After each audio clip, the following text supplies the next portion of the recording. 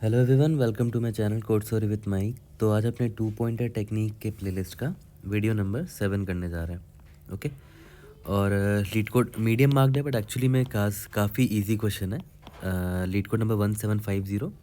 Question का नाम है minimum length of string after deleting similar ends. ठीक है। तो इसमें क्या बोल रहा है कि एक स्ट्रिंग दे दिया रहेगा आपको जिसमें सिर्फ 3 कैरेक्टर होंगे A, B and C। You are asked to apply the following algorithm on the string any number of times.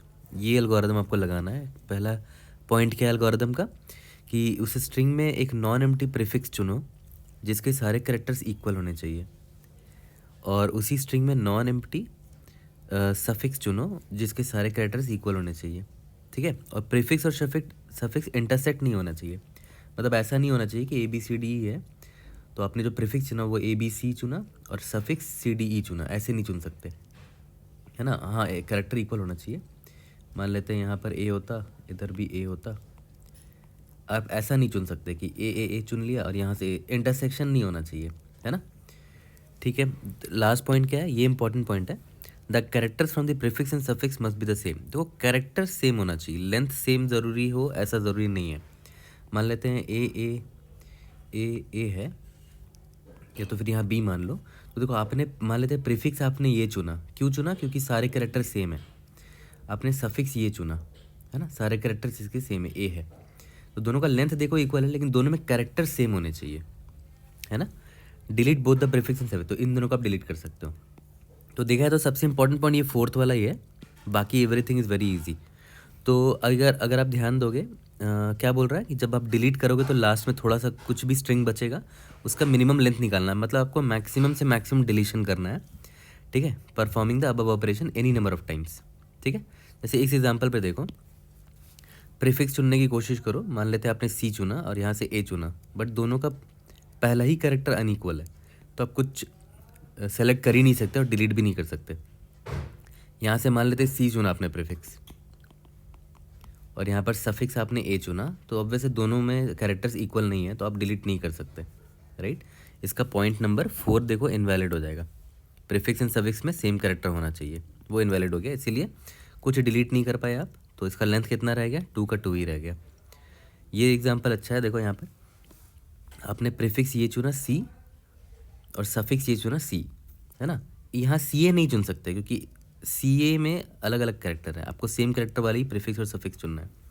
ये दोनों प्रीफिक्स में भी देखो कैरेक्टर सेम है, इसमें भी सिर्फ C है, इसमें भी सिर्फ C है, तो आप दोनों को डिलीट कर सकते हो। तो आपने इन दोनों को डिलीट कर दिया। उसके बाद प्रीफिक्स आपने A को चुना, यहाँ पर A को चुना, दोनों में कैरेक्टर भी सेम है, डिलीट कर सकते हो। यहाँ पर आपने B चुना, डिलीट कर सकते हो। यहाँ पर A चुना, यहाँ A चुना, डिलीट कर सकते हो। सब डिलीट हो गया, लेंथ 0 बचा। ठीक है। यहाँ पर देखो, ये अच्छा एग्जाम्पल है।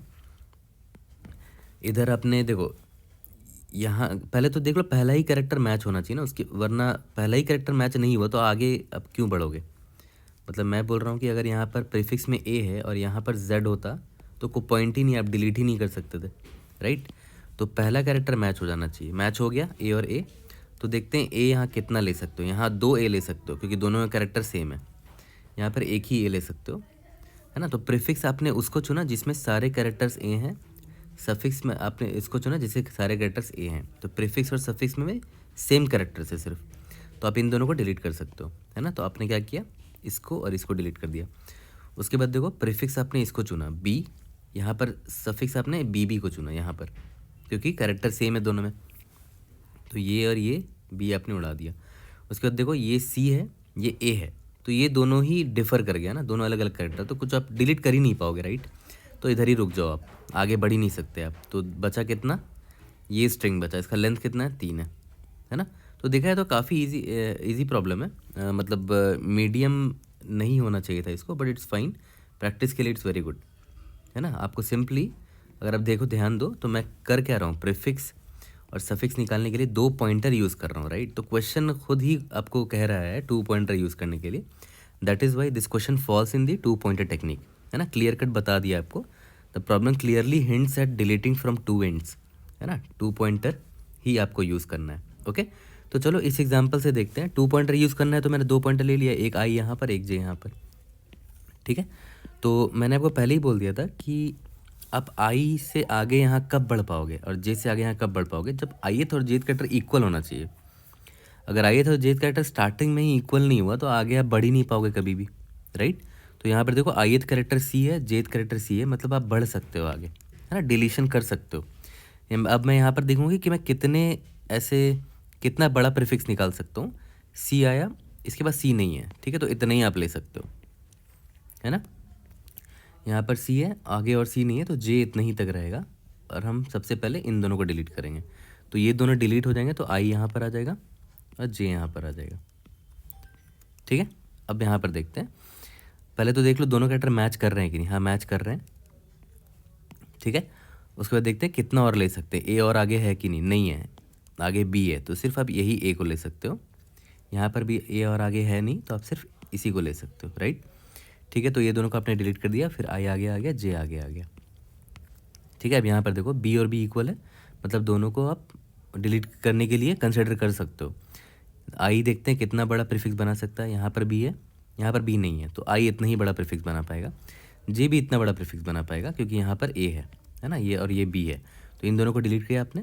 फिर आई यहाँ पर आ गया, जे यहाँ पर आ गया। यहाँ पे देखो दोनों इक्वल कैरेक्टर है। और हाँ, कब तक करना है, आई लेस देन जे होना चाहिए ना। आई लेस इक्वल टू भी जे नहीं कर सकते आप, क्यों, क्योंकि इंटरसेक्ट कर जाएगा, है ना। यहाँ इन दोनों को आपने डिलीट किया, आई ग्रेटर देन इक्वल टू जे हो गया, तो वाइल लूप ब्रेक करेगा हमारा, ठीक है। तो अब ध्यान दो, यहाँ पर हमारा सारा का सारा स्ट्रिंग डिलीट हो गया, तो आंसर मेरा 0 होना चाहिए, ठीक है। एक और लास्ट एग्जांपल देखते हैं, उसी से कोड आप लिख दोगे आराम से। ये वाला एग्जांपल काफ़ी अच्छा है, ये वाला, है ना, इसको सॉल्व करते हैं। तो देखो एक एग्जांपल में भी एक बार रन करके देखते हैं। सबसे पहले हमें क्या देखना है कि ith कैरेक्टर और jth कैरेक्टर इक्वल होना चाहिए, उसके बाद ही आप प्रीफिक्स और सफिक्स ढूंढ सकते हो। तो ith और j कैरेक्टर इक्वल है, यहाँ पर a है, यहाँ पर a है, ठीक है, मतलब डिलीशन किया जा सकता है। अब मैं ये देखूँगा कि i कितना बड़ा प्रीफिक्स बना सकता है।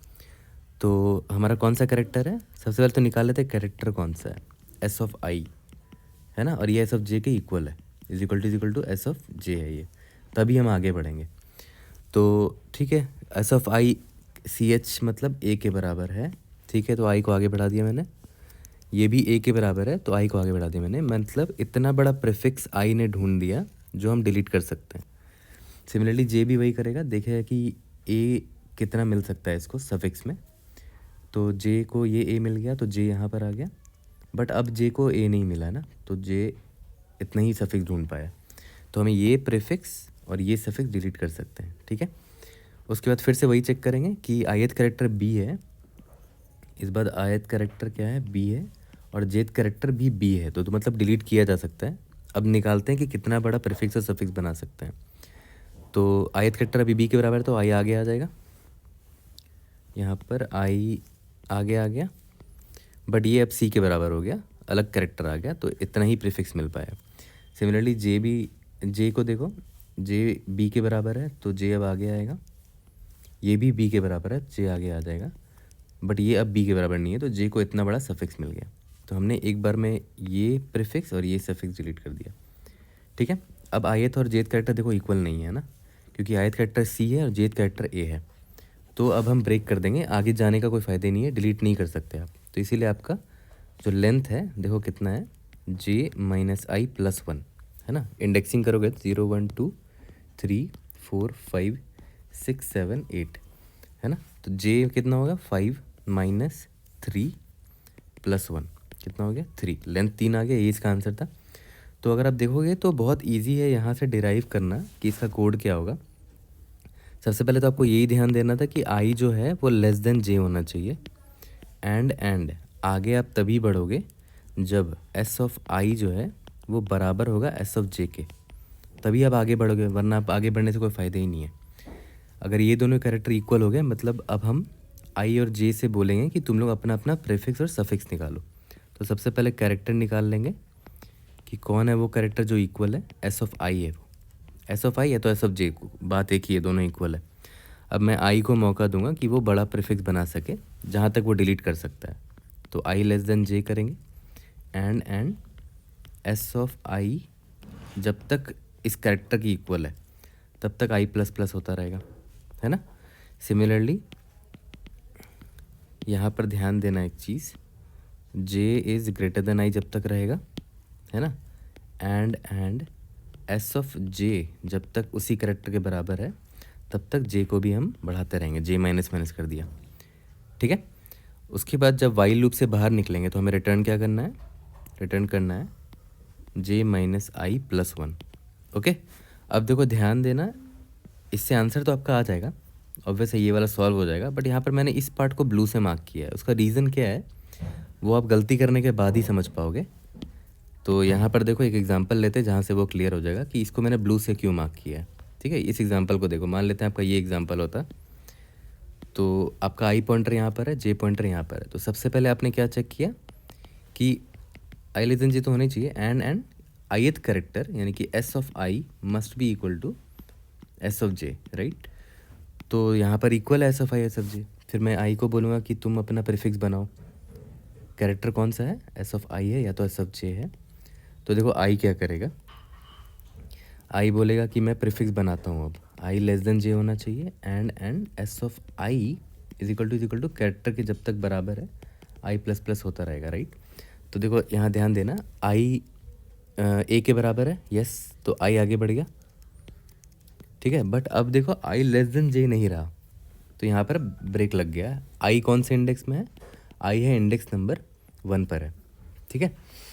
अब सिमिलरली याद करो जे का वाइल लूप चलता था, जब तक जे है, जब तक जेथ करेक्टर ए के बराबर है तब तक जे घटता रहेगा। बट आप ध्यान दो, आपने कंडीशन क्या लिखा था कि J should be greater than I, तब तक ही ये वाइल लूप चलेगा, है ना, ये रहा।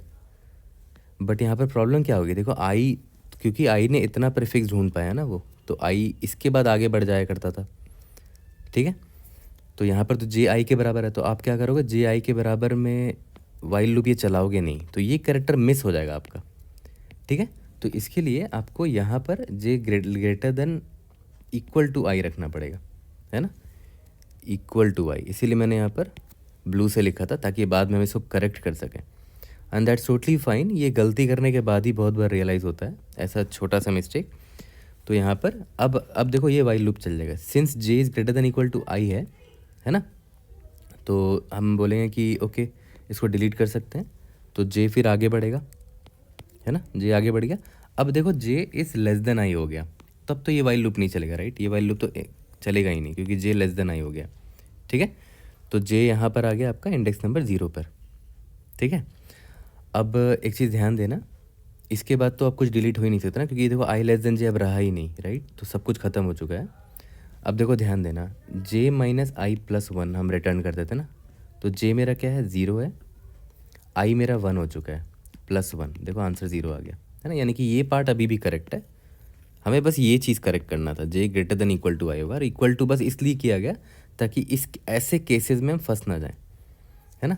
सेम केस आपका इस एग्जांपल में भी आता, देखो लास्ट में आई यहाँ पर आ गया था, जे यहाँ पर आ गया था, तो कैरेक्टर दोनों इक्वल तो है, और आई प्रीफिक्स जब बनाएगा तो आई देखेगा हाँ ये एक आई ए के बराबर है, तो आई यहाँ आ जाएगा, है ना। फिर जे यहाँ रुकना नहीं चाहिए, जे को भी तो इस कैरेक्टर को कवर करना है, तो जे देखेगा कि हाँ ये जे greater than equal to I है, तब भी ये लूप चलना चाहिए, फिर जे यहाँ आ जाएगा। अब जे लेस देन आया, अब वाइल लूप ब्रेक हो जाएगा, है ना, ठीक है। इसके बाद जे माइनस आई प्लस 1, यहाँ पर भी आंसर 0 आ जाएगा क्योंकि सारे के सारे डिलीट हो गए, ठीक है। काफ़ी सिंपल था। तो कोड भी ऑलमोस्ट हमने कर दिया, जल्दी से कोड करते हैं और इसको फिनिश करते हैं। लेकिन हाँ, टाइम कॉम्प्लेक्सिटी अगर आप देखोगे तो हम हर एक कैरेक्टर को सिर्फ एक बार विजिट कर रहे हैं, तो ओ ऑफ एन टाइम कॉम्प्लेक्सिटी लगेगा, ठीक है। और स्पेस कॉम्प्लेक्सिटी कितना है, ओ ऑफ 1 लग रहा है क्योंकि हमने कोई भी एक्स्ट्रा स्पेस नहीं लिया है।